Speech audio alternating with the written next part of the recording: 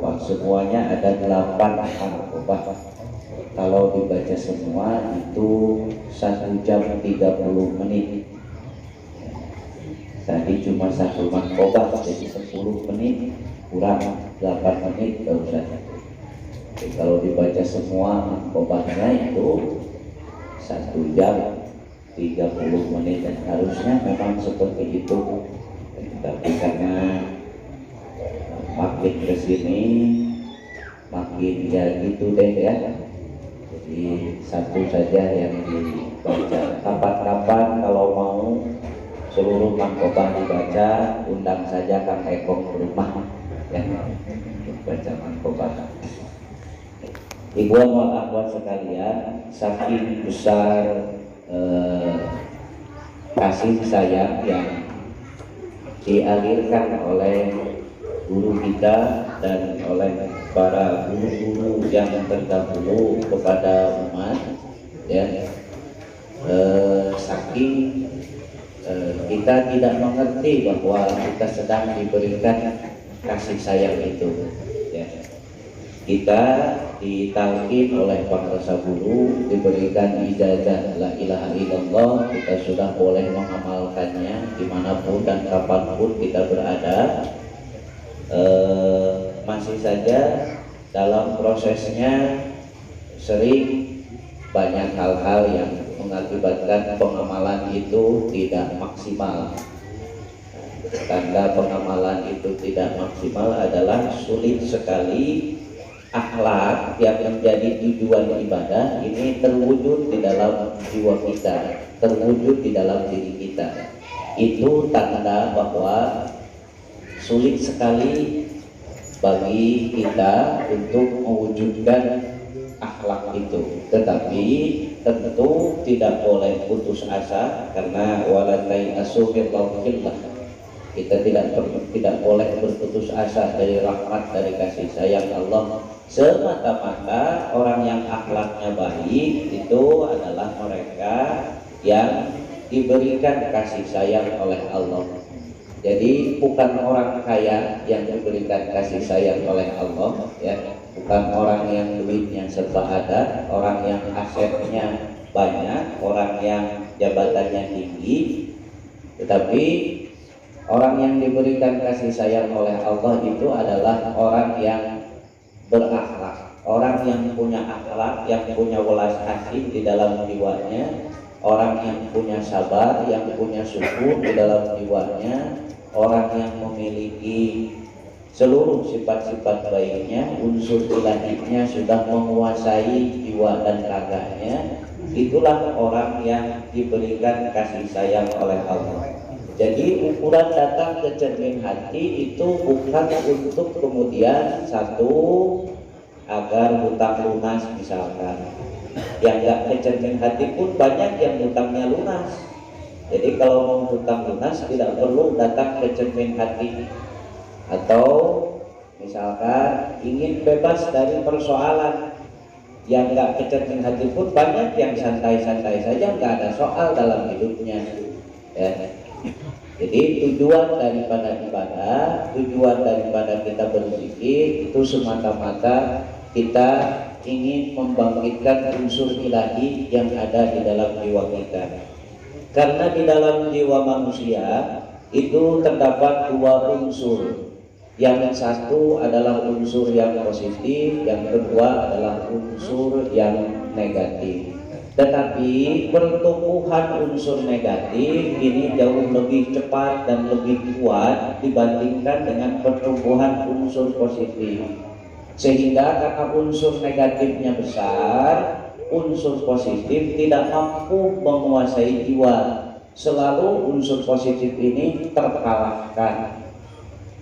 Contoh misalkan kita ingin ibadah, kita ingin berbuat baik, tetapi hadir rasa malas, hadir rasa jengkel, ibadah dan perbuatan baik itu kemudian tidak jadi kita lakukan. Itu tanda bahwa unsur positif itu selalu kalah ya oleh unsur negatif yang hadir di dalam jiwa. Disinilah kemudian ya dibutuhkan kecerdasan akal untuk memilah dan memilih, juga menetapkan unsur mana yang harus diperbesar. Sekali lagi dibutuhkan kecerdasan akal untuk memilih dan memilah, juga menetapkan unsur mana yang seharusnya diperbesar dan unsur mana yang seharusnya kita ikuti. Karena setiap detik hati kita ini dirongrong oleh situasi dan kondisi kehidupan, ya. Setiap saat hati kita dirongrong oleh situasi dan kondisi kehidupan yang bersifat negatif. Yang dimaksud unsur syaitoniyah itu, ya, bukan siapa-siapa, bukan apa-apa, tetapi seluruh situasi yang sedang kita alami itu adalah unsur syaitoniyah. Tandanya melihat situasi hati tidak nyaman, melihat situasi hati tidak tenang, melihat situasi, melihat orang lain, melihat tetangga, melihat saudara, melihat teman, melihat siapapun, ada rasa jengkel di dalam hati. Itu tanda bahwa seluruh daripada situasi dan kondisi itu merongrong hati kita. Ibarat rumah yang sedang dirongrong rampok, seharusnya kita sebagai pemilik rumah itu mengusir rampok itu. Sekali lagi, hati yang sedang dirongrong oleh kehidupan ibarat sebuah rumah yang sedang dirongrong oleh rampok yang ingin merampok seluruh harta kekayaan kita yang ada di rumah itu, yang ada di rumah kita sendiri. Ketika unsur negatif ini terasa oleh hati, ada jengkel, ada marah, ada kesel, ada ujub, ada riya, ada takabur. Baru la ilaha illallah 165 kali saja sudah merasa paling hebat. Baru riyadhah setiap hari saja sudah merasa paling hebat. Baru ibadah setiap isya saja sudah merasa paling hebat. Ketika rasa itu merongrong ke dalam hati, ya, itu ibarat rampok yang akan mengambil seluruh harta kekayaan yang ada di rumah. Seluruh sifat negatif akan merampok seluruh sifat-sifat positif yang ada di dalam hati kita.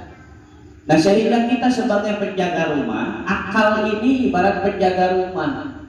Penjaga rumah yang cerdas tidak akan membiarkan rampok mengambil barang-barang yang ada di rumahnya. Akal yang cerdas tidak akan membiarkan seluruh rasa negatif ini menguasai jiwanya. Saat itu juga rampoknya diusir dengan berbagai cara, mau dengan berteriak, mau dengan minta tolong, mau dengan dilawan langsung oleh diri. Apapun caranya, yang penting rampok pergi dari rumahnya.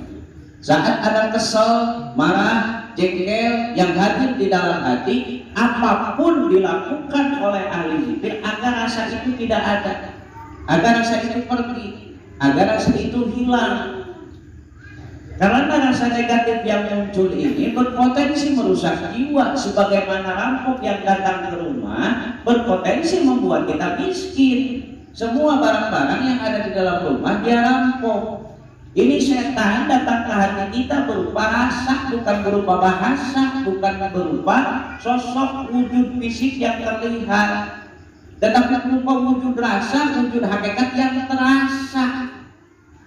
Kalau datangnya rampok terlihat oleh kita selaku pemilik rumah, maka ketika akal ini tersadar, datangnya rasa negatif ini akan terasa oleh akal kita.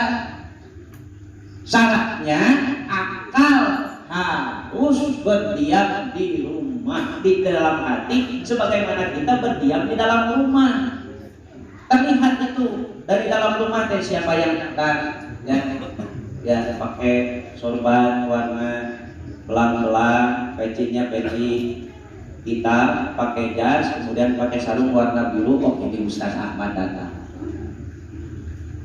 Cara jalannya begitu, oh ini mah Ustaz Ahmad, karena sudah kenal dengan Ustaz Ahmad. Akal ini ketika berfokus di dalam hati, ke dalam hati, siapapun yang datang menyapa hati kita, rasa yang datang menyapa hati kita itu akan terasa dan akal menyimpulkan baik dan buruknya. rasa yang datang itu? Karena akal kita ini lemah, ya. Akal kita tidak tersinari oleh cahaya agama, akal kita tidak tersinari oleh cahaya ilahiyah, akal kita tidak tersinari oleh cahaya ibadah. Ibarat seorang pemilik rumah yang tidak pernah makan, yang tidak pernah minum, pasti dia lemah. Ada rampok yang datang, dia tidak bisa berkutik. Ini akal. Tidak pernah kita bawa ibadah, tidak pernah kita bawa zikir, tidak pernah kita bawa untuk terus-menerus menghadap Allah si akal ini. Maka yang terjadi, akal tidak berdaya ketika rasa negatif ini datang ke dalam hati. Ketika ada kesal, saat itu juga rasa kesal diikuti. Rasa kesal itu kemudian hadir menjadi ucapan. Ketika ada rasa marah, saat itu juga rasa marah diikuti, kemudian rasa marah itu hadir menjadi ucapan. Ada rasa jengkel, langsung diikuti, sehingga rasa jengkel itu hadir menjadi ucapan. Itulah disebutkan di dalam Al-Quran, orang yang seperti itu adalah orang-orang yang tersesat. Jadi orang yang tersesat itu bukan orang yang berbeda agama dengan kita. Orang yang tersesat itu adalah mereka yang akalnya tidak mampu mengendalikan rasa hatinya. Itu adalah orang yang tersesat. Walaqad adalla minkum jibilan katsiran afalam takunu ta'qilun. Pasti telah nyata, laqad laknya lam ibtida. Ketika satu kalimat dimasuki lam ibtida, maka maknanya menjadi pasti. Yang namanya pasti, kalau gula pasti manisnya, kalau garam pasti asinnya, kalau buah asem pasti masamnya, kalau buah calincing, nyamuk calincing pasti asemnya. Itu pasti namanya, ya. Ketika dimakan pasti ada rasanya. Kalau gula rasanya manis, kalau garam rasanya asin, kalau asam rasanya ya asam, ya. Tamarin itu asam, pasti kalau dimakan rasanya masam atau asam, ya. Setan juga ini ada rasanya. Setan ini ketika muncul menyapa hati kita, menyentuh hati kita, ada rasanya.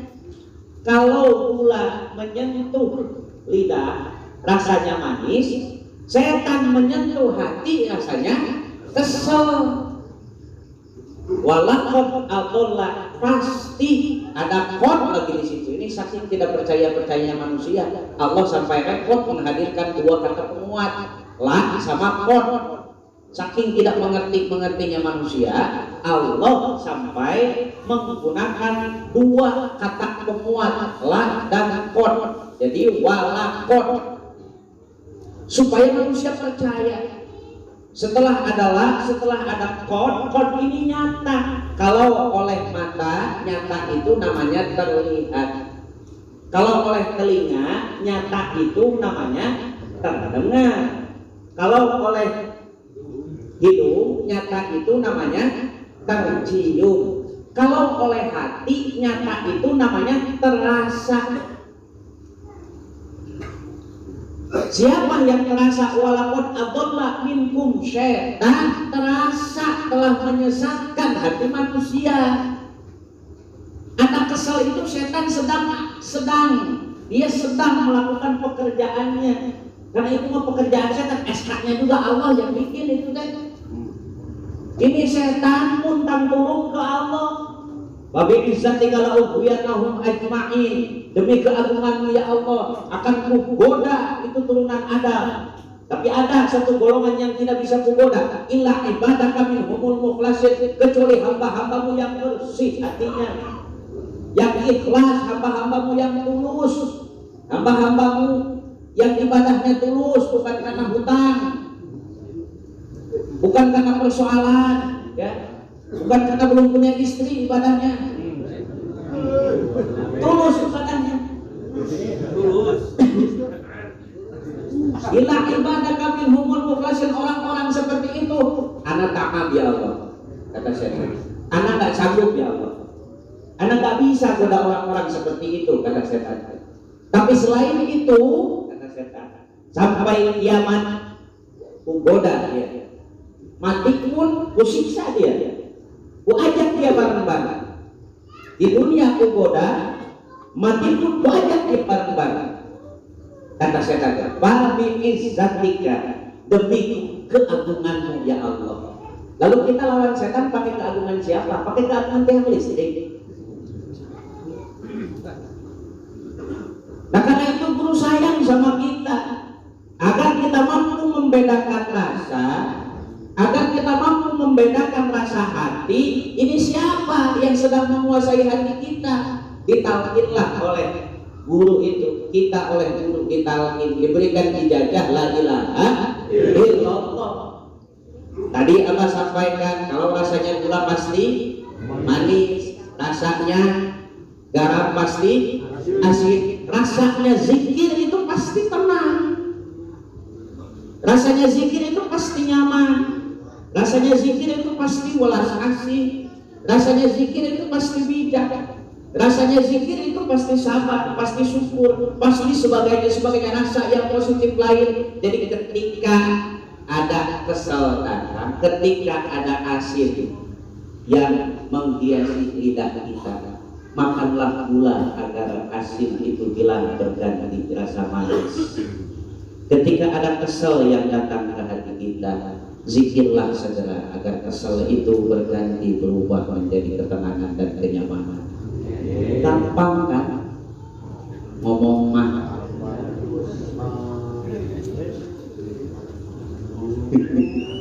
Walaupun adollah itu adollah, pikirnya pikir kina mudoa. Ini rada-rada ngaji keren-keren, soalnya ada yang protes si abah tarang ngadalil sebenarnya. Iya, kuai di dalil, ngerti akan dengekeun.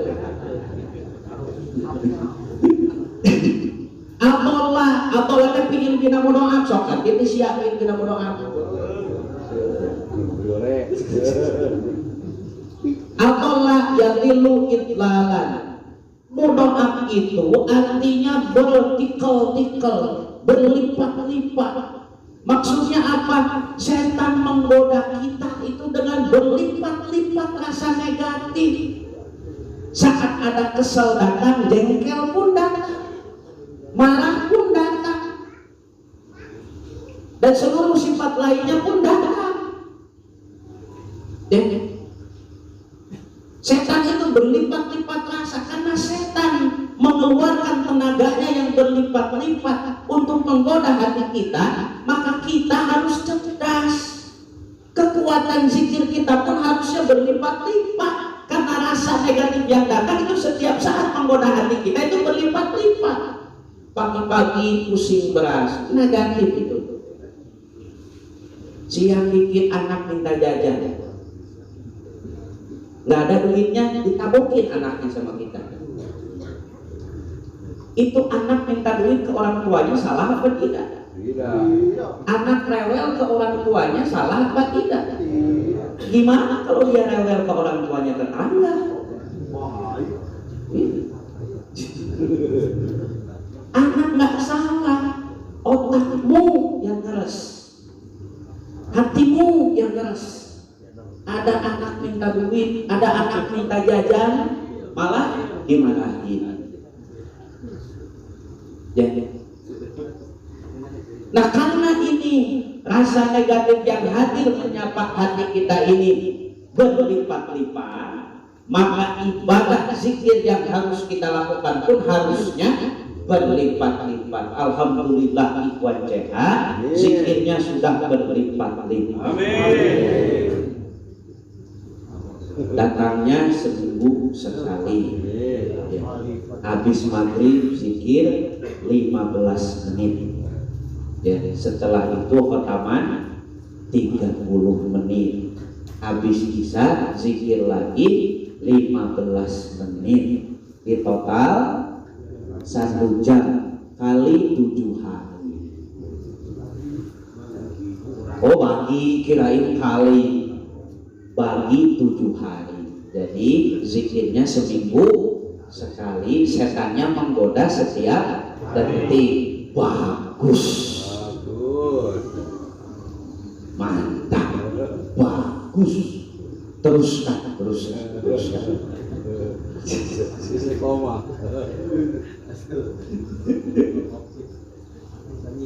Nah, kita ditalkin ada rasa di situ, ada rasa nyaman di situ. Ini bagi yang sudah ditalkin pasti merasakan kenyamanan itu. Bagi yang sudah ditalkin pasti pernah merasakan ketenangan, tapi kemudian ketenangan itu hilang gara-gara buta. Pasti pernah merasakan ketenangan, ya. Nah, ada zikir jahat. Zikir jahat ini berfungsi agar ingatan kita tidak nempel di anak, ya. Agar ingatan kita tidak nempel di keluarga, agar ingatan kita tidak nempel di teman yang menjengkelkan. Sudah nggak punya teman yang menjengkelkan, dipikirin terus. Itu kita tambah ngerasa jengkel kan? Iya. Setelah dipikirin, diomongin, digosipin setiap hari, ya. Si anu mah begitu, si anu mah begitu. Lalu kemudian kita berubah. Dari tadinya jamaah Thariqah Qadiriyah Naksabandiyah berubah menjadi Thariqah Qadiriyah Warubiyah. Setiap hari kerjanya ngerumpi bukan zikir. Sudah mempunyai teman jengkelin, ya. Terus kita pikirin, habis dipikirin diomongin, konferensi khusus bahas teman yang menjengkelkan. Oke, bagus, lanjutkan.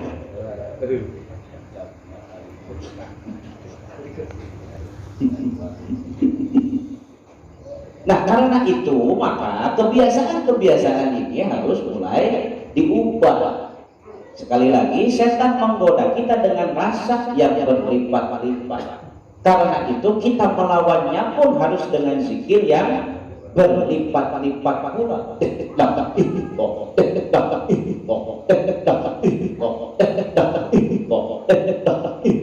Lama-lama ini akal, kalau sering dibawa zikir, kalau sering dibawa ibadah, ini akal lama-lama cerdas, ya.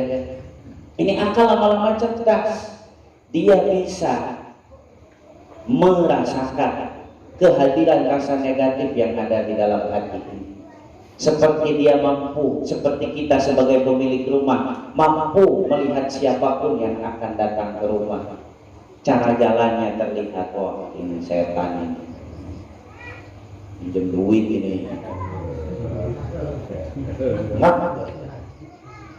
Wah ini setan datang ke hati saya, mau merusak hati saya, mau ngambilin seluruh harta di rumah saya, mau ngambilin seluruh rasa positif yang ada di dalam hati saya, merusak ini setan. Usir saat itu, hindari. Akibatnya rumah selamat, hati kita selamat. Seperti yang sering disampaikan oleh khotib pada saat sholat Jumat, ya ayyuhan nas ittaqullaha haqqa tuqatih wa la tamutunna illa wa antum muslimun. Jangan pernah kalian mati kecuali dalam keadaan selamat. Selamat hatinya, selamat pikirannya, selamat ruhnya dari sifat-sifat negatif. Itu maksudnya. Yauma la yanfa'u malun wala banun. Hari ini kata Allah tidak bermanfaat harta-harta kalian, tidak bermanfaat anak kalian. Mau kalian turunan siapa, mau kalian punya anak jenderal, mau kalian punya saudara jenderal, mau kalian punya saudara presiden, tidak bermanfaat di hari ini. Illa mata man atallaha bi qalbin salim, kecuali orang yang datang kepada Allah dalam keadaan hatinya selamat. Selamat dari jengkel, selamat dari kesel, selamat dari marah, selamat dari ujub, selamat dari riya, selamat dari takabur, dan selamat dari seluruh sifat-sifat lain. Itu illa man atallaha biqalbin salim, kecuali orang yang datang kepada Kang Salim. Ya sudah malam ya, jangan kelamaan ceramahnya, belum pada makan dan ya silahkan habis ini makan dulu. Sudah begitu saja ceramahnya. Billahi taufiq wal hidayah. Wallahu muwaffiq ila aqwamit thoriq. Assalamualaikum warahmatullahi wabarakatuh.